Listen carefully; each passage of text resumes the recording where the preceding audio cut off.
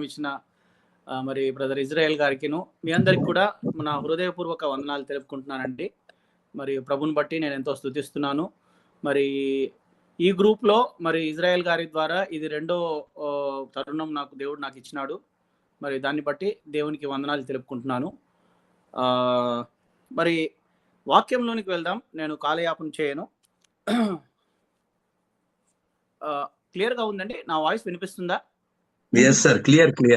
Okay. So యెషయా గ్రంథము 37వ అధ్యాయము చదవబడిన వాక్యం 31వ వచనం నేను చదువుతాను. యూదా వంశంలో తప్పించుకొనిన శేషము ఇంకా క్రిందికి వేరు తన్ని మీదికి ఎదిగి ఫలించును. మరి ఈ వాక్యాన్ని బట్టి దేవుడు మన వినికిడిని దీవించినట్లుగా, మరి వినగల చెవులు గ్రహించే హృదయం దేవుడు ప్రతి ఒక్క బిడ్డకు దయచేయనట్లుగా చిన్న ప్రార్థన చేసుకొని పరిచయంలోకి వెళ్దాం. అత్యంత కృపా సత్య సంపూర్ణమైన గొప్ప దేవ, నీ ఘనమైన నామానికి వందనాలు తండ్రి. నాయన, యోగ్యత లేని, అర్హత లేని పాపుల్లో ప్రధానమైన పాపిగా ఉన్న నన్ను వెదికి రక్షించి నీ కృపతో ఆదరించి బలపరిచి క్షేమాన్ని మాకు దయచేసినావు, నీకు వందనాలు. కల్వరి శిలువలో మీరు కార్చిన అమూల్యమైన రక్తం ద్వారా నాయన మా పాపాన్ని పరిహరించినారు, నీకు వందనాలు. ఆది యందు వాక్యం ఉండెను, వాక్యము దేవుని యందు ఉండెను, ఆ వాక్యమే దేవుడే ఉన్నానని సెలవిచ్చిన వాక్యాన్ని బట్టి నీకు వందనాలు. ఆయన వాక్యమై ఉన్న మీరు ఆయన మిమ్మల్ని గ్రహించుటకు కృప దయచేయండి. వినగల చెవులు గ్రహించే హృదయం ప్రతి ఒక్క బిడ్డకు దయచేయండి. నన్ను మరుగుపరిచి నా నోటిని స్వాధీనంలో ఉంచుకొని నాయన మీ మహిమగల వాక్కును నాయన మీ శైలిలో మీ స్థాయిలో నేను బోధించుటకు అర్హత కృప నాకు దయచేయమని వేడుకుంటూ ప్రతి ఒక్క బిడ్డను నాయన స్తోత్రం ప్రభ వినుబుద్ధిని పుట్టించండి. ఎందుకంటే వినుట ద్వారా విశ్వాసం, అది క్రీస్తుని గురించిన మాటలే అని సెలవిచ్చినావు గనుక అటు విశ్వాసం ప్రతి ఒక్క బిడ్డలో పెంపొందింపజేయుట కృప దయచేయమని వేడుకుంటూ యేసు దివ్యనామమున అడిగి ప్రార్థించి వేడు బ్రతనాడుచున్నాను తండ్రి, ఆమేన్. మరి ఇక్కడ భక్తుడైన యెషయా ద్వారా మరి దేవుడు మనతో మాట్లాడుతున్న వాక్యం ఏంటంటే, యూదా వంశంలో తప్పించుకొనిన శేషము ఇంకను క్రిందికి వేరు తన్ని మీదికి ఎదిగి ఫలించును. మరి ఆధ్యాత్మికమైన జీవితంలో మరి మానవుడు అంటే మనము ఈ భక్తి జీవితం ఎందుకు కొనసాగిస్తున్నాము అనేది మనం చూస్తే, మరి ఒకరోజు ఎందుకంటే మరి అబ్రహాం చెప్తున్నాడు, మనము ఏంటంటే పరదేశంలోను మరి ఏదన్నా మనము పరదేశులం, ఈ దేశంకి సంబంధించిన మనము ఆ దేశానికి సంబంధించిన వారం గనుక మనం యాత్రికులమును పరదేశులమై ఉన్నామని అంటున్నాడు. అంటే ఈ దేశాన్ని మన ఈ దేశంలో యాత్రికులము మట్టుకే కానీ మనము ఒక దేశానికి వెళ్ళవలసిన వారం, అది పరలోకం అనే దేశం. మరి అక్కడికి వెళ్ళాలి అని అంటే మన ఆధ్యాత్మిక నడక, మన ఆధ్యాత్మిక జీవితంలో మనము ఏ విధంగా ఎదిగి ఫలించే స్థితి మనకు ఉండాలి. ఎందుకనంటే మరి అక్కడ యెషయా మరి యోహాను సువార్త 15వ అధ్యాయంలో యేసు ప్రభువు వారు ఈ విధంగా చెప్తున్నారు, ద్రాక్షావల్లిని నేను, తీగలు మీరు అని అంటున్నాడు. ఎవరు నా యందు నిలిచి ఉంటాడో వాడు బహుగా ఫలిస్తాడు. నా యందు నిలిచి ఉండని ప్రతి మరి తీగ కూడా పెరికే వేయబడుతుంది, కాల్చి వేయబడుతుంది అని అంటున్నాడు. ఆయనను నిలిచి ఉంటేనే మనం ఫలిస్తాం. అది మీరు చూస్తే ఆది కాండము మరి 1వ అధ్యాయం 28వ వాక్యంలో మరి ఆది మానవులైన ఆదాము అవను దేవుడు తన స్వహస్తాలతో మరి దేవుడు మరి కలగజేసి మరి నరుడు ఒంటరిగా ఉండటం మంచిది కాదు అని మరి సాటి అయిన సహాయం అవ్వను మరి దేవుడు మరి ఇచ్చి మరి సమస్తాన్ని ఇది మంచిది అని తన స్వహస్తాలతో దేవుడు కలగజేసినాడు. సమస్తాన్ని తన నోటి మాట ద్వారా కలగజేసినాడు. ఇది మంచిది. అక్కడ ఏదేను అనే అనుభవం అంటే దేవునితో, దేవుని సహవాసం, దేవుని సన్నిధి, దేవుని మరి ఆ నిశ్చయతలో అంటే దేవుని నిశ్చయత ఏంటంటే మానవుడు దేవునితో సహవాసంలో ఉండాలని దేవుడు కోరుకుంటున్నాడు. ప్రతి చల్లపుట కూడా దేవుడు వచ్చి వారితో మాట్లాడి, వారితో ముచ్చటించి, వారితో నడిచే అనుభవంలో మరి దేవుడు ఉన్నాడు. మరి మీరు చూసినట్లయితే మోషే ఒకానొక సమయంలో నీ మంచితనం అంతా నాకు ఒకసారి చూపించయ్యా, నేను నిన్ను చూడాలనుకుంటున్నానంటే అప్పుడు దేవుడు ఏమంటున్నాడు, నన్ను చూచి బ్రతికిన నరుడు ఎవరు లేరు, నేను అలా దాటిపోతూ ఉంటే నా వీపును మట్టుకు నువ్వు చూస్తావు, అది కూడా ఎప్పుడు నువ్వు క్రీస్తు అనే బండలో నువ్వు దాగి ఉంటే, ఆ బండ సందులో నీవు ఉంటే, ఆ బండ ఉంటే మరి ఆయన వీపును మట్టుకు చూచే అనుభవం ఎవరికి? మోషే. నా ఇల్లంతటిలో మరి నమ్మకమైన వాడు, సాత్వికుడు, ఓ ఇశ్రాయేలు సైన్యాన్ని మరి దేవుడు అతనికి నాయకుడుగా ఉండి అతన్ని నడిపించిన గొప్ప మరి నాయకుడుగా ఉన్న మోషేకే దక్కని ఆధిక్యత దేవుడు ఆదాము అవ్వకిచ్చినాడు. దేవునితో నడిచే అనుభవం వారికి ఉంది. ప్రతి చల్లపుట్ట కూడా దేవుడు వచ్చి వారితో మాట్లాడే అనుభవం, దాన్ని చూచే అనుభవాన్ని పొందుకున్న మానవుడు ఇప్పుడు పాపమును ఏలిన ఏ పాపము వారిని ఏలింది కనుక ఆజ్ఞ మరి అక్కడ మీరు చూసినట్లయితే ఆదాము అవ్వలు ఏదేను అనే అనుభవంలో ఉన్నప్పుడు దేవుడు వారికి ఇచ్చింది ఒకటే ఆజ్ఞ. మోషే ద్వారా దేవుడు మనకిచ్చింది 10 ఆజ్ఞలు, కానీ దేవుడు వారికి ఇచ్చింది ఒకటే ఆజ్ఞ. ఏది? ఈ చెట్టు పండు ఫలాన్ని మీరు తింటే చనిపోతారు, నిశ్చయముగా చనిపోతారు అంటున్నాడు. కానీ శారీరకంగా వాళ్ళు చనిపోలేదు. శారీరకంగా ఆదాం 930 సంవత్సరాలు బ్రతికినాడు, కానీ ఆత్మలో చనిపోయిన కారణాన ఏదేను అనే అనుభవం నుంచి త్రోసివేయబడ్డాడు. అది మీరు చూస్తే వారిని కలగజేసిన తర్వాత దేవుడు వారిని ఆశీర్వదించి, అంటే ఆది మానవులను దేవుడు ఆశీర్వదించినాడు. ఆ ఆశీర్వాదము వారిలో నిలిచి ఉండాలంటే ఒక క్వాలిటీ వాళ్ళలో ఉండాలి. మనం కూడా ఆ ఆశీర్వాదం నీలో నాలో కూడా నిలిచి ఉండాలి అని అంటే మనం ఆశీర్వదింపబడుటకే పిలువబడుతుంది, కానీ శాపము కొని తెచ్చుకోవడానికి మనం పిలువబడలే ప్రతి ఒక్కరు. అందుకేమంటున్నాడు మరి ఏంటంటున్నాడు, మీరు ఇక్కడ చూస్తే ఆది కాండం 1:28 ఒకసారి ఎవరైనా చదివి సహాయపడగలరా?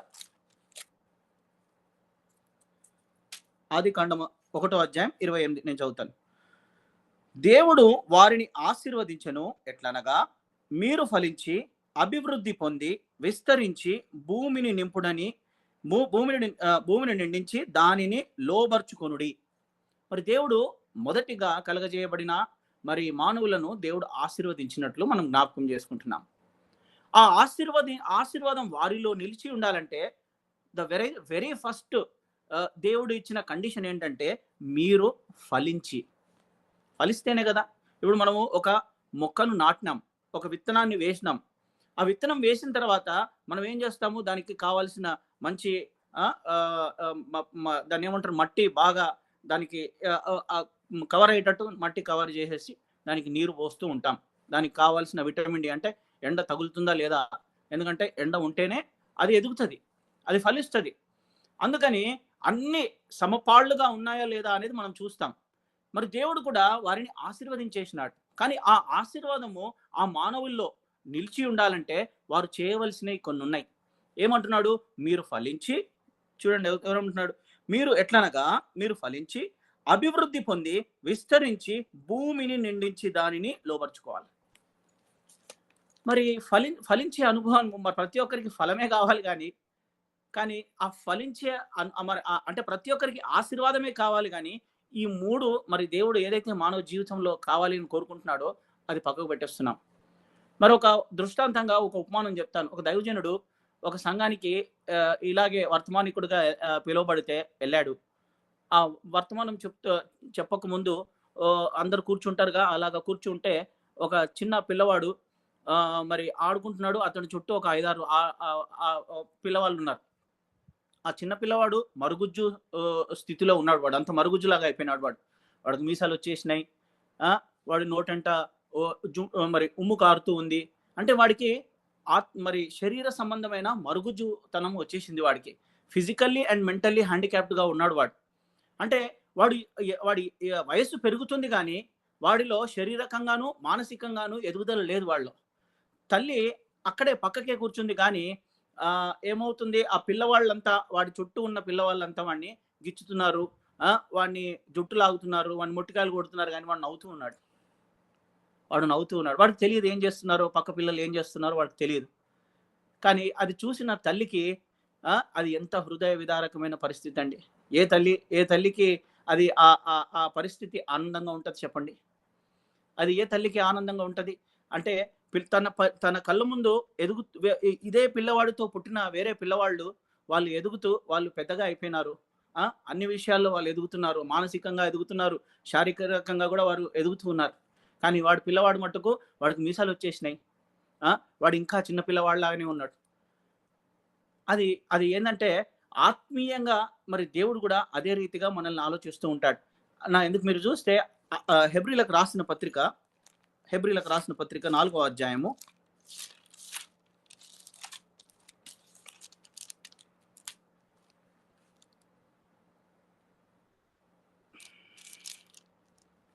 5వ అధ్యాయము 12వ వాక్యం నేను చదువుతాను. హెబ్రీలు 5:12.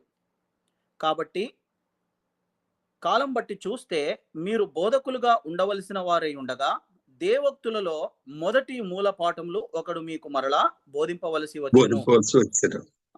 మీరు పాలు త్రాగవలసిన వారే గాని బలమైన ఆహారము తినగలవారు కాదు.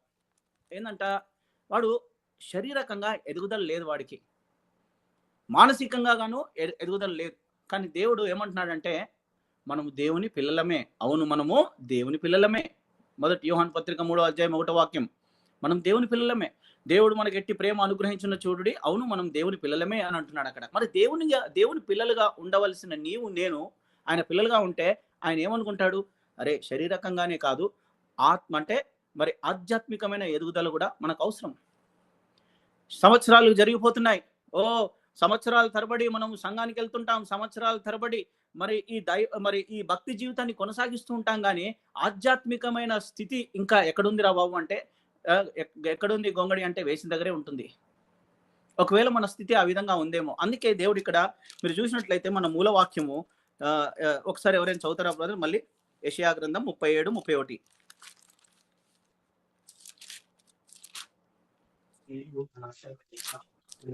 యూదా వంశంలో తప్పించుకొనిన శేషము ఇంకను క్రిందికి వేరు తన్ని మీదికి ఎదిగి ఫలించును. చాలమ్మా. మరి మీదికి ఎదిగి ఫలించును అని అంటున్నాడు. మరి అక్కడ యేసుప్రభు వారు యోహాను సువార్తలో ఏమంటున్నాడు? ద్రాక్షావళిని నేను, తీగలు మీరు. ఎవడు నా అందు నిలిచి ఉంటాడో వాడే బహుగా ఫలిస్తాడు కదా. మరి ఆయనలో నిలిచి ఉండకపోతే మన ఆధ్యాత్మికమైన జీవితంలో ఫలమేడి? మనం ఫలించే స్థితి ఉంటే మన ఫలాలు ఇతరులకు మాదిరికరంగా ఉండాలి కదా అని వాక్యం సెలవిస్తుంది. మరి ఇక్కడ ఏంటంటే యూదా వంశంలో శేషించిన వారు మీరు చూస్తే యూదా వంశం వారు ఏం చేస్తున్నారంటే అక్కడ మీరు చూస్తే యెషయా గ్రంథం 1వ అధ్యాయం 2-3 వాక్యాల నుంచి ఒకసారి ఎవరైనా చదివి సహాయపడగలరా? యెషయా గ్రంథం. ఎద్దు తన కావందుని ఎరుగును, గాడిద తన సొంతవాన్ని దొడ్డి తెలుసుకొనును. ఇశ్రాయేలులకు తెలివి లేదు, నా జనులు యోచించరు. పాపిష్టి జనమా, దోషభరితమైన ప్రజలారా, దుష్ట సంతానమా, చెరుపు చేయి పిల్లలారా, మీకు శ్రమ. ఎవరి విషయమే మాట్లాడుతున్నారండి? ఇదే యెషయా గ్రంథంలో 5వ అధ్యాయం మీరు చూస్తే 5వ అధ్యాయం 7వ వాక్యంలో అక్కడ ఏమంటున్నారు తెలుసా? ఇశ్రాయేలు వంశము సైన్యములకు అధిపతి యెహోవా ద్రాక్ష తోట. ఇజ్రాయెల్ వంశం అంట సైన్యములకు. అది ఇజ్రాయెల్ అంటే ఎవరండి? The person who has a passport with Israel stamp on it? No. తను యేసుని సొంత రక్షకుడుగా అంగీకరించిన ప్రతి ఒక్కడు కూడా ఆ పౌరుడే. మరి నూతన యెరూషలేము అంటే పరలోక పట్టణము, ఆ పరలోక పట్టణపు పౌరులుగా నీవు నేను ఉండాలని దేవుడు కోరుకుంటున్నాడు కదా. ఆదాము అవ్వ దేవునితో సహవాసంలో ఉన్నారు, దేవుని ముఖాముఖిగా దర్శించిన వారు, దేవునితో నడిచే అనుభవంలో ఉన్నారు, దేవుని ప్రతి చలపుట వారితో ముచ్చటించే అనుభవంలో ఉన్నారు. ఒకానొక రోజు యేసుప్రభు మరి దేవుడు అక్కడికి వచ్చినప్పుడు, ఆదామా నువ్వు ఎక్కడ అని దేవుడు ఆదామును అడుగుతూ ఉన్నాడు. ఎక్కడున్నాడు ఆదాము? చెట్ల చాటున ఉన్నాడు. అంటే దేవుడికి తెలియదా? యెహోవా కన్ను దృష్టి లోకమంతా సంచారం చేస్తుంది కదా, ఆయనకు తెలియదా? ఆదాము ఎక్కడ దాక్కున్నాడు ఆయనకు తెలియదా? ఆయనకు తెలుసు. కానీ నీ ఆధ్యాత్మిక అనుభవంలో నువ్వు ఎదగాలంటే నువ్వు ఎక్కడుండాలి? నీ సహవాసం ఎక్కడుండాలి? అందుకే మీరు చూస్తే అక్కడ ఆదాముతో అంటున్నాడు, వారిని ఆశీర్వదించి మీరు ఫలించాలి, మీరు ఫలించాలి, మీరు అభివృద్ధి పొందాలి, విస్తరించి భూమిని నింపాలి. మరి ఫలించే అనుభవంలో మానవుడు కొరవడుతున్నాడు. మరి ఆ భక్తి జీవితాన్ని కొనసాగిస్తున్నాం, కానీ ఆ ఫలవర్తమైన జీవితం మనలో ఎందుకు ఉండట్లేదు? అది మనం జ్ఞాపకం చేసుకున్నట్లయితే అదే ఆది కాండం 9వ అధ్యాయం 1వ వాక్యం ఎవరైనా చదువుతారా? నోహోతో దేవుడు మాట్లాడుతున్నాడు ఒకసారి. ఆది కాండం. మరియు దేవుడు నోవహును అతని కుమారులను ఆశీర్వదించి మీరు ఫలించి అభివృద్ధి పొంది భూమిని నింపుడి. ప్రతి ఒక్కరికి ఆశీర్వాదం కావాలండి, కానీ ఈ ఆశీర్వాదము వెంబడి దేవుడిచ్చే కండిషన్ ఎవరికొద్దు. కానీ నోవహు ఆశీర్వదించబడ్డాడు అని అంటే నోవహు ఆయన ఆ మహా భయంకరమైన జల ప్రళయం నుంచి అతడు అంటే ఆ యనమండుగురే కాపాడబడ్డారు. ఎందుకు? ఆ దేవుడు ఆశీర్వాదాన్ని బట్టి వాళ్ళు కాపాడబడుతూ ఉంటారు. కానీ ఆ కండిషన్ లో మనం నిలిచి ఉండాలి. ఏం చేయాలంట? మనం ఫలించే అనుభవంలో ఉండాలి. అందుకని ఇక్కడ ఏమంటున్నాడు? మరి యూదా వంశంలో శేషించిన వారు కిందికి వేరు తన్ని పైకి ఎదిగి ఫలిస్తారు. కిందికి వేరు తన్ని పైకి ఎదిగి ఫలిస్తారు. ఇప్పుడు మీరు చూస్తే కీర్తనకారుడైన దావీదు ఆయన రాసిన కీర్తనలో అంటున్నాడు, నేనైతే దేవుని మందిరంలో పచ్చని ఒలీవా మొక్కల వలె నేను ఉంటాను అని అంటున్నాడు. ఎందుకండి? ఒలివ చెట్టుతో ఎందుకు సాదృశ్యం? అక్కడ ఎన్నో చెట్లు ఉన్నాయిగా. దేవదారు వృక్షం ఉంది, ఎంతో పైకి, దాని కింద నిలబడితే మనం దాన్ని ఆ కొన చూడలేనంత ఎత్తుకు ఎదిగే ఆ గొప్ప వృక్షం ఉందిగా. సరళ వృక్షాలు ఉన్నాయి, టేకు వృక్షాలు ఉన్నాయి, ఎన్నో మంచి విలగల వృక్షాలు ఉన్నాయి, కానీ వాటన్నిటితో పోల్చుకోవట్లేదు. దావీదు ఏమంటున్నాడు? నేనైతే దేవుని మందిరంలో పచ్చని ఒలీవ మొక్క. అక్కడ న్యాయాధిపతుల గ్రంథంలో మీరు జ్ఞాపకం చేసుకున్నట్లయితే చెట్లన్నీ కూడా మా మీద ఒక రాజు నియమించుకోవాలని వారన్ని ఒక సభ సమకూర్చుకుంటే ద్రాక్షవల్లి దగ్గరికి వెళ్ళి ద్రాక్ష చెట్టుతో అంటున్నారంట, మేము మరి రాజును డిసైడ్ చేయాలనుకుంటున్నాం, మా మీద నువ్వు రాజుగా ఉండంటే నేను దేని వలన దేవుని అంటే ఒకసారి ఎవరైనా తీస్తారా న్యాయాధిపతుల గ్రంథం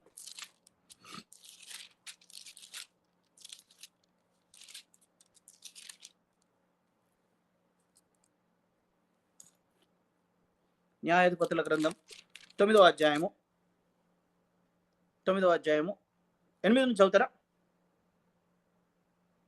చెట్లు తన మీద రాజును ఒకనిని అభిషేకించుకొనవలనని మనస్సు కలిగి బయలుదేరి మమ్ముని ఏలుమని ఒలీవ చెట్టును అడుగగా, ఒలీవ చెట్టు దేవునిని మానవులను దేని వలన నరులు సన్మానించుదురో ఆ నా తైలము నియ్యకమాని చెట్ల మీద రాజునై ఉండి ఇటు అటు ఊగుటకు నేను వచ్చేదనా అని వాటితో అనెను. చాలండి. ద్రాక్షవల్లి అంటుంది, ద్రాక్షవల్లి ఎవరండి సాదృశ్యము? మానవులు అయిన మనందరము కూడా యేసు ప్రభు వారు ద్రాక్షవల్లిని నేను, తీగలు మీరు అని అంటున్నాడు. అంటే మనందరము దేనికి సాదృశ్యం అండి? ఆ తీగలై ఉన్న ద్రాక్ష చెట్టుకు తీగలుగా ఉన్నాం. ఆ తీగ ఇప్పుడు ఆ కాండానికి అంటే యేసు ప్రభు అనే దానికి మనం అంటు కట్టబడితేనే గాని మనం ఫలించం. గ్రాఫ్టింగ్ అంటారు, మీకు తెలుసు కదా. ఒక కొమ్మ నరికేసి ఆ కాండానికి తిరిగి దాన్ని గ్రాఫ్ట్ చేస్తే, దానికి అంటు కట్టితే అది దానికి అంటు కట్టబడి దానిలో ఉన్న జీవము, దానిలో ఉన్న అంటే ఆ మెయిన్ కాండంలో ఉన్న జీవము, దానిలో ఉన్న సారం అంతా కూడా దీంట్లోకి వచ్చేస్తుంది. అందుకే అంటున్నాడు, ఎవడు నా యందు నిలిచి ఉంటాడో వాడు, ఎవడైతే నా యందు నిలిచి ఉంటాడో వాడు బహుగా ఫలిస్తాడు. మరి నీవు నేను ఫలించాలి అని అంటే ముందుగా మనలో ఉండవలసిన ఆ ఫస్ట్ లక్షణం ఏంటంటే లోతుకు వెళ్ళే అనుభవంలో ఉండాలి. అందుకే ఒకసారి చూడండి ఏమంటున్నాడు అక్కడ, యూదా వంశములో శేషించిన వారు కిందికి వేరు తన్ని. ఇప్పుడు మీరు చూస్తే ఇప్పుడు వర్షాకాలం మొదలైంది. వర్షాకాలం ఇప్పుడు ఇంకొక 1 వీక్ 10 days లో ఇంకా భయంకరమైన వర్షాలు స్టార్ట్ అవుతాయి. భయంకరమైన గాలులు ఆల్రెడీ వస్తున్నాయి. మొన్న వచ్చిన వర్షానికి తర్వాత గాలికి చాలా చెట్లు పడిపోయినాయి. మా వీధిలోనే ఆ పక్క వీధిలో కూడా చాలా చెట్లు పడిపోయినాయి. చెట్లు ఎందుకు పడిపోతాయి? మీరు చూస్తే మనం హైవేలో వెళ్తూ ఉంటాం. హైవేలో ఎన్నో మర్రి చెట్లు ఉంటాయి. అది ఎంతో దాని కాండమే ఎంత విశాలంగా, ఒక 4 పట్టుకుంటే కూడా దాని కాండాన్ని పట్టుకోలేనంత విశాలంగా ఉంటుంది దాని కాండము. కానీ ఆ చెట్టు పడిపోతుంది. ఎందుకంటే దాని వేరే ఏంటంట, లోతుకు వెళ్ళదు. అది పైనే వేర్లు పైకి పాకుతూ ఉంటాయి. అది ఎక్కడి వరకు వెళ్తే అంత అక్కడి వరకు పాకుతూ ఉంటుంది. మనం అనుకుంటాం, అబ్బా ఎంత విశాలమైన చెట్టు, ఇంత బలమైన చెట్టు ఇంకా నేను ఎప్పుడు చూడలేదు అనుకుంటాం. కానీ ఒక్క బలమైన గాలి వస్తే ఏమవుతుందంట, ఆ చెట్టు కూడా పడిపోయే స్థితి. ఎందుకంటే దాని వేరు లోతులో పారలేదు. మీరు చూస్తే యేసు ప్రభు వారు అక్కడ గెత్సేమనే తోటలో మరి ఆఖరుగా ఆయన మరి ప్రార్థించడానికి వెళ్ళినాడుగా, అక్కడ ఉన్న ఒలివ చెట్లు ఈ రోజుకి కూడా ఉన్నాయి. అంటే యేసు ప్రభు వారు పుట్టి ఎన్ని సంవత్సరాలు, చనిపోయి ఎన్ని సంవత్సరాలు అయిందండి? యేసు ప్రభు వారు మన సన్నిధి నుంచి మరి తండ్రి సన్నిధికి ఎదిగి మరి ఎన్ని సంవత్సరాలు? 2026 సంవత్సరాలు. అంటే ఆ ఒలివ చెట్టు 2026 సంవత్సరాల నుంచి చనిపోలేదు. ఎందుకంటే దాని వేరెట్లుందంట, లోతుగా పారింది. వెట్ట కలిగినను అది భయపడదట. వెట్ట అంటే నీళ్లు లేకుండా భూమి నెరవిడిచిపోయిన స్థితి ఉన్నా కూడా, నీరు అందరి స్థితిలో ఉన్నా కూడా అది ఎందుకో దాని వేరు ఎట్లా ఉంటుందంటే లోతుగా పారుతుంది. కనుక అది ఎటువంటి పరిస్థితి వచ్చినా, గాలి వచ్చినా, ప్రతికూలత ఎదురైనా, శ్రమ వచ్చినా, శోధన వచ్చినా, ఇరుకొచ్చినా, ఇబ్బంది వచ్చినా, కొంచెము బాధ వచ్చినా, ఆర్థిక స్థితిలో ఒకవేళ మనం కొంచెం ఆర్థికంగా క్షీణించిన స్థితి వచ్చినా కూడా భయపడదు. ఎవడైతే వారి వేరు లోతుగా పారే అనుభవంలో ఉంటుందో వారు అసలు భయపడే స్థితే లేదు. అందుకే ఇక్కడ మీరు చూసినట్లయితే ఏమంటున్నారు, ఇక్కడ ఏమంటున్నాడు, చెట్లు తమ మీద రాజును ఒకని అభిషేకించుకొనవలెనని మనసు కలిగి బయలుదేరి మమ్మను ఏలుమని ఒలివ చెట్టును అడగగా, ఒలివ చెట్టు దేవునిని మానవులను దేని వలన నరును సన్మానించుదురో ఆ నా తైలము నీయక చెట్ల మీద రాజునై ఉండి ఇటు అటు ఊగుటకు నేను వచ్చేదనా. ఇటు అటు ఎవరండి తిరిగేది? ఇటు అటు ఊగేది ఎవరు తెలుసా? సాతానుడు. అక్కడ పరలోకంలో ఒక సభ జరుగుతుంది. అయితే అన్ఇన్వైటెడ్ గెస్ట్గా సాతానుడు అక్కడికి వచ్చేసినాడు. అయితే మరి దేవుడైన యెహోవా అడుగుతున్నాడు, సాతానా నువ్వు ఎక్కడి నుంచి వస్తున్నావు?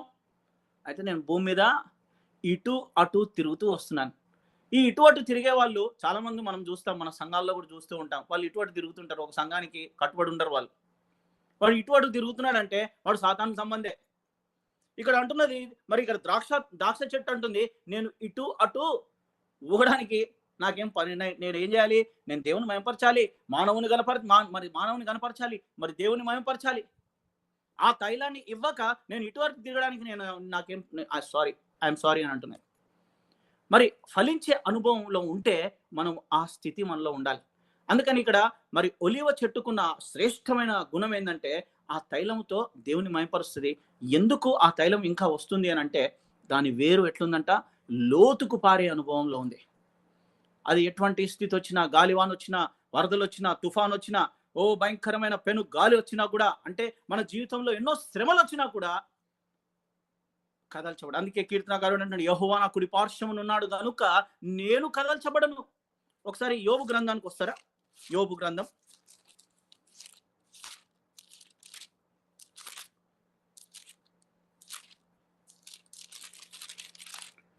యోబు గ్రంథం 29వ అధ్యాయం 19, 19 చదువుతారా ఎవరైనా? నా వేళ్ల చుట్టూ నీళ్లు వ్యాపించును, నా మంచు నా కొమ్మల మీద నిలుచును, నాకు ఎడతగని ఘనత కలుగును, నా చేతిలో నా విల్లు ఎప్పటికీ బలముగా ఉండును. మనుషులు నాకు చెవియొగ్గి నా కొరకు కాచుకొనిరి, నా ఆలోచన వినవలనని మౌనంగా ఉండిరి. ఎప్పుడంట యోబు అంటున్నాడు. యోబు ఎవరు? దేవుడు సాక్ష్యం ఇస్తున్నాడండి. మనుషుల గురించి చెప్తా, ఆయన సూపర్ అండి, ఆయన ఏం వాకింగ్ చెప్తాడండి, ఆయన ఏం ప్రార్థన చేస్తాడండి, ఆయన అస్సలు చాలా మంచోడండి. మానవుల సాక్ష్యము అస్సలు పనికిరాదు. అందుకని ఇక్కడ దేవుడు యోబుకు సాక్ష్యం ఇస్తున్నాడు తెలుసా. 1వ అధ్యాయం 8వ వాక్యం చదువుతారు ఒకసారి.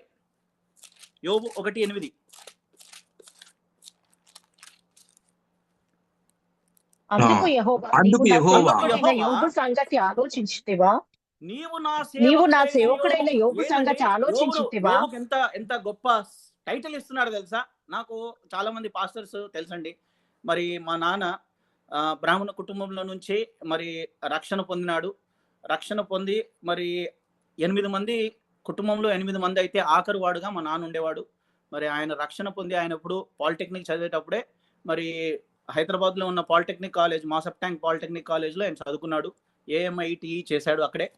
మరి ఆ చదువుకునే రోజుల్లో ఈ హెబ్రోను మరి సంఘానికి మన అక్కడ శ్యామ్ నగర్ హెబ్రోన్ సంఘానికి సంబంధించిన వారి వీధి సువార్తలు జరుగుతూ మరి వెళ్తూ ఉంటే వారికి ఏంటంటే వారికి ఒక అలవాటు, ఏ సంఘం అయినా కూడా మరి హెబ్రోన్ సంఘం అయితే ఏం చేస్తారంటే మరి ఆదివారము మరి ఆరాధన అంతా అయిపోయిన తర్వాత అందరూ కూడా భోజనాలు చేసి వారందరూ కూడా వీధి ప్రసంగానికి వెళ్తారు. ప్రతి ఒక్కరు కూడా వీధి ప్రసంగానికి అలా వెళ్తూ ఉంటే ఏంటిది, ఎందుకు వెళ్తున్నారు ఏంటి అని చెప్పి వాళ్ళని వెంబడించి మరి ఆ విధంగా దేవుడు మా నాన్నను పట్టుకున్నాడు. మరి మీరు చూస్తే 45 సంవత్సరాలు పరిచర్యలో ఉండి బలమైన సాక్ష్యం పొందుకున్నాడు మా నాన్న. He was retired central government employee, NRSA national remote sensing ఏజెన్సీలో మరి ఒక సీనియర్ సైంటిస్ట్గా ఉండి పరిచర్యలో మరి ఒక సంఘాన్ని కట్టి, సంఘంలో ఆల్మోస్ట్ మీరు నమ్మరు 130 కుటుంబాలు 130 కుటుంబాలు, కుటుంబానికి 4 వేసుకున్నా ఎంతమంది వస్తారో మీకు తెలుస్తుంది. అన్ని కుటుంబాల్లో 95% మరి అన్యులే, ఎవరు కూడా క్రైస్తవులు కాదు, పుట్టుక క్రైస్తవులు ఎవరు కాదు, అందరూ రక్షింపబడ్డారు. అందరూ కూడా మరి వాక్యాన్ని విని మరి నాన్న ద్వారా రక్షణ అనే అనుభవంలో అందరూ ఆత్మలను నడిపించినాడు. మరి అది మీరు చూసినట్లయితే నేను ఎందుకు ఇది చెప్తున్నానంటే మరి ఇక్కడ నా సేవకుడైన యోబు సంగతి ఆలోచించితివా? ఏందండి ఈ మాట? మరి మీరు చూస్తే మరి నేను మరి నాన్న తదుపరి సంఘాన్ని నేను మరి బాధ్యతను దేవుడు నాకు ఇచ్చినాడు. ఆ బాధ్యతను బట్టి సంఘాన్ని నేను గత 4-5 సంవత్సరాల నుంచి నేను నడిపిస్తున్నాను. మరి దేవుని కృపను బట్టి మరి నాకు ఇచ్చిన మరి ఈ చిన్న తలాంతును నేను ఈ విధంగా మీతో పంచుకోవడమే కాదు, మీలాగా నేను చాలా మందికి పంచుకుంటూ ఉంటాను. అయితే చాలా గ్రూపుల్లో నేను పాస్టర్గా ఉన్నాను కాబట్టి చాలా గ్రూపుల్లో ఇక్కడ అసోసియేషన్స్ ఉంటాయి, వాటన్నిటిలో నన్ను యాడ్ చేస్తూ ఉంటారు. ఆ విధంగా మీరు చూస్తే ఒక సేవకుడు నాకు ఒకనొక రోజు ఇట్లాగే ఏదో విషయంలో కాల్ చేసి బ్రదర్ ప్రైజ్ లార్డ్ అని అంటే నేను ఏదో మాట్లాడుతున్నాను. ఆయన అంటున్నారు మిమ్మల్ని బ్రదర్ అనాలా, మిమ్మల్ని రెవరెండ్ అనాలా, మిమ్మల్ని డాక్టర్ అనాలా, ఏమనాలి అని అంటే నేను బ్రదరే అనండి, నేను పరిచారకుడినే, నాకు ఏ విధమైన టైటిల్స్ నాకు వద్దు, వాక్యానుసారంగా వెళ్తే మనం అందరం కూడా సహోదరులమే, అదే చెప్తుంది. అయితే ఈ ఈ ఈ విధమైన ఒక మీటింగ్లో ఆయన వెళ్ళినప్పుడు బ్రదర్ అని ఒక మరి సాటి సేవకుడిని పిలిచినప్పుడు ఆయన ఎంతో కోప్పడి నన్ను బ్రదర్ అని ఎందుకు పిలుస్తున్నావు, నేను డాక్టర్ రెవరెండ్ అని నన్ను పిలవాలి అని అంటుంది. మరి ఇక్కడ మీరు చూసినట్లయితే నేను ఎందుకు ఇది చెప్తున్నానంటే, ఇక్కడ మరి దేవుని ద్వారా యోబు సాక్ష్యం పొందుకున్నాడండి. ఏమంటున్నాడు తెలుసా? మరి ఇక్కడ అందుకు యెహోవా నీవు నా సేవకుడైన యోబు సంగతి ఆలోచించితివా. యోబు ఏ విధంగా సేవకుడైనాడు అంటే ఒకసారి చెప్పండి నాకు. ఎన్ని సంఘాలు కట్టినాడు, ఎక్కడ సంఘం కట్టిండు, ఎంతమందిని ఆత్మలో నడిపించినాడు, ఎంతమందికి బాప్టిసాలు ఇచ్చినాడు, ఎంతమందికి వాక్య పరిచయం చేసినాడు, ఎక్కడైనా చేసినట్టు ఎక్కడైనా ఉందా అండి బైబిల్లో? తన కుటుంబాన్ని రక్షించుకున్నాడు. కుటుంబం విషయమై బాధ్యత కలిగి అరుణోదయం పొద్దున్నే లేచి కుమారులు అనుకోకుండా తమ హృదయంలో దేవుని దూషించినారేమో అని ప్రతిరోజు కూడా దహన బలులు అర్పిస్తున్నట్టు అక్కడ రాస్తూ ఉన్నాడు. ఎందుకంటే మరి తీర్పు ఎక్కడి నుంచి మొదలవుతుందంట? మన ఇంటి నుంచే. ఆ తీర్పులో మన ఇల్లున్నప్పుడు మరి అది ఎంతో బాధాకరం. అందుకని ఆ తీర్పు నుంచి మనం తప్పింపబడాలంటే ఆ లోతైన అనుభవంలో మనం ఉండాలి. మరి ఇప్పుడు యోబు అనుభవాన్ని ఇక్కడ నేను చెప్తున్నాను. అందుకు యెహోవా నీవు నా సేవకుడైన యోబు సంగతి ఆలోచించితివా, అతడు యథార్థవంతుడును న్యాయవంతుడునై దేవుని యందు భయభక్తులు కలిగి చెడుతనమును విసర్జించిన వాడు. ఏంటంట? దేవుని యందు భయము భక్తి. యెషయా గ్రంథం 11వ అధ్యాయం 2వ వాక్యం మీరు జ్ఞాపకం చేసుకుంటే అక్కడ ఏమంటున్నాడంటే, మరి అక్కడ యెహోవా ఆత్మ జ్ఞాన వివేకములకు ఆధారముగా ఆత్మ, ఆయన తెలివిని బలాన్ని, అంటే అక్కడ యెషయా భక్తుడి ద్వారా దేవుడు మనకి 7 ఆత్మలను పరిచయం చేస్తున్నాడు. దేవుని 7 ఆత్మలను. ఆ 7 ఆత్మల్లో 2 ఆత్మలు ఏందంట యెహోవా యందు భయము భక్తి కలిగిన వాడు యోబు. భయము భక్తి అనేవి 2 ఆత్మలు. నా ఆత్మ లేనివాడు నా వాడు కాదని దేవుడు చెప్తున్నాడు. నా ఆత్మ లేనివాడు నా వాడు కాదు. మరి ఇప్పుడు యోబు ఎవరు వాడండి? దేవుడే చెప్తున్నాడు యోబు నా వాడు. మరి దేవుని అనుభవంలో ఉన్నవాడు, దేవుని 2 ఆత్మలు పొందుకున్నవాడు. సొలొమోను అయ్యా నీకేం కావాలో కోరుకో అని దేవుడు సొలొమోను దర్శించి అడిగితే, నాకు నా తండ్రిని ఆశీర్వదించి తండ్రి ద్వారా నాకు సమస్తాన్ని ఇచ్చినవయ్యా, ఇంత గొప్ప రాజ్యాన్ని ఏలే, నాకు జ్ఞానము మరి అక్కడ తెలివి, నాకు వివేచన, నాకు ఆ 2 లేవు. జ్ఞానము వివేచన 2 లేవు, ఆ 2 నాకు కావాలి అని అడుగుతుంది. ఎవరైనా యెషయా గ్రంథం 11:2 చదువుతారా? యెహోవా ఆత్మ జ్ఞాన వివేకములకు ఆధారముగా ఆత్మ. లెక్క పెట్టుకోండి, జ్ఞానము వివేకము అనేది రెండు పదాలు అవి అక్కడ కలిపి రాస్తున్నాడు కాబట్టి జ్ఞానము వివేకము 2. ఆలోచన బలములకు ఆధారము ఆత్మ. ఆలోచన బలములకు ఆధారము ఆత్మ 4 వచ్చినాయి. తెలివిని యెహోవా యందు భయభక్తులను పుట్టించు ఆత్మ అతని మీద నిలుచును. తెలివి భయము భక్తి 7 అయిపోయింది. 7 ఆత్మలు అక్కడ దేవుడు మనకి పరిచయం చేస్తున్నాడు. ఆ 7 ఆత్మలు మనం ఎవరిలో అయితే ఆ 7 ఆత్మల్లో ఉంటారో, ఆ 7 ఆత్మలు నీలా నాలో ఉండాలంటే, ఆ ఫలభరితమైన జీవితము మనలో ఉండాలి అని అంటే ఆ లోతైన అనుభవంలో మనము ఎదిగే అనుభవంలో మనం ఉండాలి. అందుకని ఇక్కడ మీరు చూస్తే మరి యోబు బట్టి దేవుడు గొప్ప సాక్ష్యం సాతానుతో పంచుకుంటున్నాడు. చూసావా, ఎక్కడికి వెళ్తున్నావు, ఎక్కడి నుంచి వస్తున్నావు సాతాన్ అంటే, నేను భూమి మీద ఇటు అటు తిరుగుతూ వస్తున్నా. అబ్బా, అయితే మరి నాకు ఒక సేవకుడు ఉన్నాడు, నా ఒక భక్తుడు ఉన్నాడు, చూసావా? చూసినాలి అని అంటున్నాడు. అయితే దేవుడు సాక్ష్యం ఇస్తున్నాడు అండి. మనం ఎవరైనా చనిపోయినప్పుడు వచ్చి సాక్ష్యం ఇవ్వనంటే, వాడు తాగుబోతైనా, వాడు తిరిగిపోతైనా, ఇంట్లో వాడు ఒక రోజు కూడా భార్య బిడ్డల్ని చూడకపోయినా, ఎంతో మంచోడండి, చాలా బాగుండేనండి అని పై ఈ సాక్ష్యాలు ఇస్తుంటాం మనం. ఏమైనా అనుకుంటాడేమో, కరెక్ట్ ఉన్నట్టు చెప్తే ఏమైనా అనుకుంటారేమో అని. కానీ ఇక్కడ దేవుని సాక్ష్యం అది. ఇక్కడ మీరు చూస్తే యోహాను సువార్తలో యేసు ప్రభు కూడా ఏమంటున్నాడంటే, నన్ను గురించి నేను సాక్ష్యం ఇవ్వట్లేదని తండ్రి నా గురించి సాక్ష్యం ఇస్తున్నాడు అంటున్నాడు. తండ్రి ఇస్తున్నాడంటే సాక్ష్యం. మరి మన సాక్ష్యము ఒక రోజు మనం అక్కడికి వెళ్ళినప్పుడు మన విషయమైన సాక్ష్యం ఏ విధంగా ఉంటుంది? ఆ విధమైన సాక్ష్యము నేను పొందుకోవాలంటే, ఇప్పుడు యోబు అనుభవాన్ని ఇప్పుడు మీరు ఏ సాక్ష్యం చూసినారంతే. ఇప్పుడు యోబు గ్రంథం 20 ఇందాక చెప్పినాను కదా, 29:18 చదవండి. 29:19 నా వేర్ల చుట్టూ నీళ్లు వ్యాపించను. యోబు 29:19. అక్కడ ఏమంటున్నాడంటే, యోబు మాట్లాడుతున్నాడు. ఏమంటున్నాడు? నా వ్రేళ్ల చుట్టూ నీళ్లు వ్యాపించెను. వ్రేలు అది ఒక చెట్టుతో పోల్చుకుంటున్నాడు యోబు. ఇప్పుడు ఆ చెట్టు వేలు ఎక్కడుందంట, మరి కిందికి లోతుకు పారితేనే కానీ నీరు అందదు. నీరంటే ఏంటో తెలుసా? యేసు ప్రభు వారు చెప్తున్నారు మత్తయి సువార్తలో ఒక ఉపమానం చెప్తూ, అపవిత్రాత్మ ఒక మనుష్యుని వదిలిపోయిన తర్వాత అది విశ్రాంతి వెదుగుచు నీరు లేని చోటకి వెళ్ళిందంట. నీరంటే వాక్యం. ఎఫెసీలకు రాసిన పత్రిక 5వ అధ్యాయం 23, 24, 25, 26 ఏమంటున్నాడు? క్రీస్తు సంఘమును ప్రేమించి ఎట్లనగా అది కలంకమైనను ముడత అయినను అట్టిది మరి ఏదైనాను లేక అది ఏంటంటే పరిశుద్ధమైనది గాను నిష్కలంకమైనది గాను ఆయన సంఘము ఆ విధంగా ఉండాలని తన ఎదుట నిలబెట్టుకోవడానికి వాక్యముతో ఉదక స్నానం ఉదకము అంటే నీరు. వాక్యాన్ని నీరు అంటున్నాడు పౌలు గారు. పౌలు ఎవరు? నేను క్రీస్తుని పోలి ఉన్న ప్రకారము మీరు నన్ను పోలి నడుచుకున్నాను అంటే పరమ యేసు క్రీస్తు ప్రభుల వారికి సాదృశ్యమై ఉన్నాడు పౌలు అంటున్నాడు వాక్యము నీరు అని అంటున్నాడు. మరి అపవిత్రాత్మ విశ్రాంతి ఎక్కడ?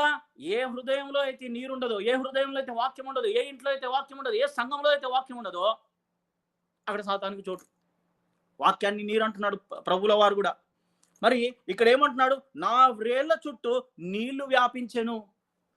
మరి నీ వ్రేళ్ల చుట్టూ, వ్రేలు అంటే లోతుకు పారేదే కదా వేరు. ఆ వేరు లోతుకు పారితే నీ చుట్టూ ఏముండాలి? వాక్యం ఉండాలి. నువ్వు చుట్టూ వాక్యం ఉంటే అప్పుడు ఏమవుతుందంటే చూడు, నా వ్రేళ్ల చుట్టూ నీళ్లు వ్యాపించును, మంచు నా కొమ్మల మీద నిలుచును. మంచు అంటే పరిశుద్ధాత్మ అభిషేకం. ఎప్పుడు వస్తుందండి? నా ఆత్మ లేనివాడు నా వాడు కాదంటున్నాడు యేసు ప్రభువారు. మరి వాక్యం అనే అనుభవంలో నీవు నేనుంటే, ఆ ఎదిగే అనుభవంలో ఉంటే, ఆ లోతైన అనుభవంలో మనం ఎదిగితేనే కదా మరి ఆత్మానుసారమైన జీవితం మనం జీవించే కృపను దేవుడు మనకు దయచేస్తాడు. అందుకే ఇక్కడ ఏమంటున్నాడు? నాకు ఎడతెగని ఘనత కలుగును, నా చేతిలో నా విల్లు ఎప్పటికీ బలముగా ఉంటది. ఏంటా విల్లు అదంటే బలవంతుని చేతిలోని బాణముల వంటి వారు అంటున్నాడు. ఎవరు? యవన కాలంలో పుట్టినవారు. బలవంతుల చేతిలో. ఎవరంటే బలవంతుడు? ఆశ్చర్యకరుడు, ఆలోచనకర్త. ఏది మనకి యెషయా గ్రంథం 9:6 అక్కడ ఏమంటున్నాడు? ఏలైనగా మన కుమారుడు అనుగ్రహింపబడిను, అతని భుజం మీద రాజభారం ఉన్నది, ఆయన ఆశ్చర్యకరుడు, ఆలోచనకర్త, బలవంతుడగు. ఎవరండి మన దేవుడు? బలవంతుడు ఆయనేనండి. ఆ బలవంతుడైన దేవుని చేతిలో బాణములుగా మనం వాడబడతాం, విల్లుగా మనం వాడబడతాం. అందుకే ఇక్కడ ఏమంటే నా చేతిలో విల్లు ఏంటంటే ఎప్పటికీ బలముగా ఉంటుంది. ఎప్పుడండి? ఆ వేరు లోతైన అనుభవంలో నీకు పారితే. అది మీరు చూస్తే మరి ఎవరు? పేతురు గురించి మీరు జ్ఞాపకం చేసుకుంటే, పేతురు ఎందుకు మీరు ఇక్కడ యేసు ప్రభు వారు ఒకానొక సమయంలో శిష్యులందరూ కూడా మరి యేసు ప్రభు వారిని చుట్టుముట్టి ఉన్నప్పుడు యేసు ప్రభు వాళ్ళతో మాట్లాడుతున్నాడు. ఏమంటున్నాడంటే, అయ్యా నా గురించి జనాలంతా ఏమనుకుంటున్నారు? What is that people are thinking about me? What are they?